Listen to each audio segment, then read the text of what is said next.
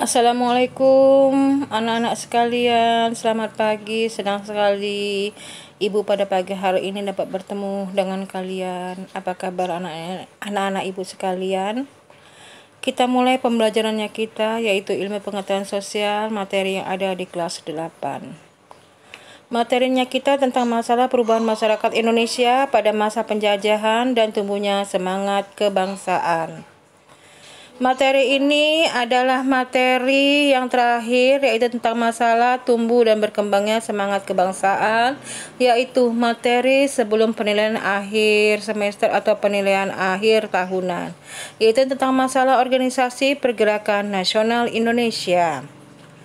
Ada beberapa organisasi pergerakan yang ada di Indonesia, diantaranya adalah Budi Utomo. Budi Utomo ini yaitu berawal dari Dr. Wahidin Soedirohusodo. Dia mensosialisasikan tentang pentingnya pendidikan.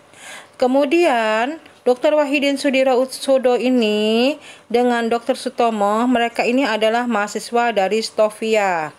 Nah, di mana organisasi yang digerakkan oleh mereka ini yaitu berdirinya organisasi kebangkitan nasional yang dikatakan sebagai Budi Utomo, yang ditetapkan sebagai Hari Kebangkitan Nasional. Kemudian ada gerakan Serikat Islam. Organisasi ini dulunya bernama Serikat Dagang Islam atau SDI, didirikan oleh Haji Samanhudin di Solo tahun 1911. SDI ini kemudian diubah menjadi Serikat Islam atau SI pada tahun 1912 yang diketuai oleh Haji Umar Said Cokro Aminoto. Setelah menjadi SI, keanggotaan SI menjadi semakin bertambah besar. Kemudian ada organisasi yang dinamakan Indisi Party. Indisi Party ini didirikan di Bandung pada tanggal 25 Desember 1912. Pendiri organisasi ini diantaranya adalah yaitu Daus Dekker yang bernama Danudirja Setiabudi dan Raden Mas Suwardi Suryaningrat yang bernama Ki Hajar Dewantara dan Dr. Cipto Mangunkusumo. Di sini yang tadi ini mereka itu dikatakan sebagai 3 serangkai. Indisi partai ini tujuannya untuk mengembangkan rasa nasionalisme, menciptakan persatuan antara orang Indonesia dan bumi putra.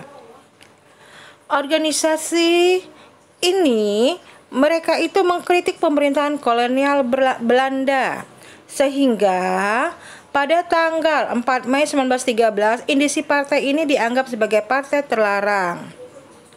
Kemudian, organisasi Perhimpunan Indonesia. Organisasi ini didirikan di Belanda pada tahun 1908.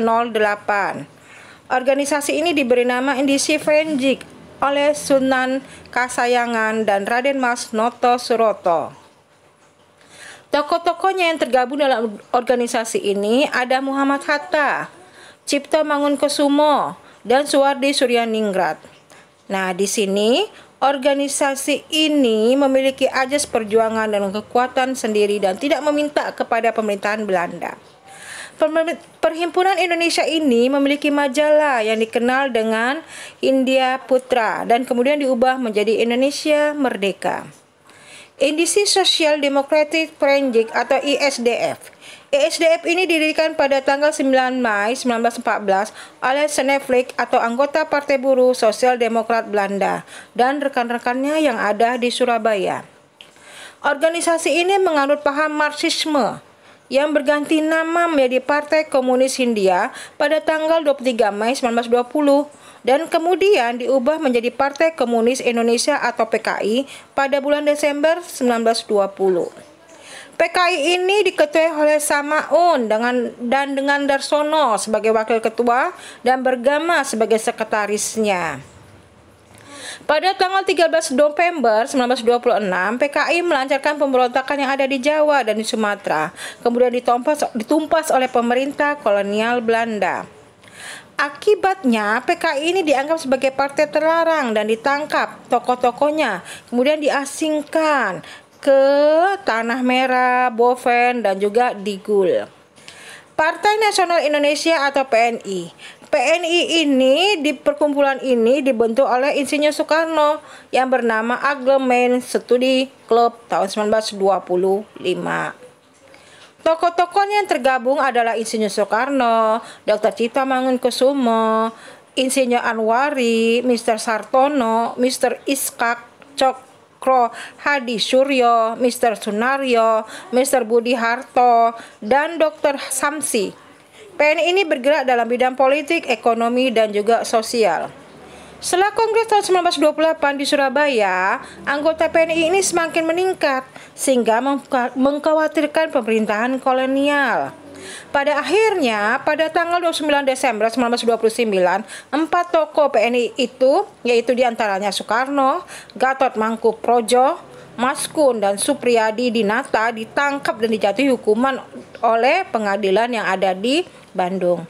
Itulah materi kita yang terakhir. Ibu akhiri. Wabillahi taufiq wal hidayah. Wassalamualaikum warahmatullahi wabarakatuh. Sampai bertemu lagi anak-anak sekalian.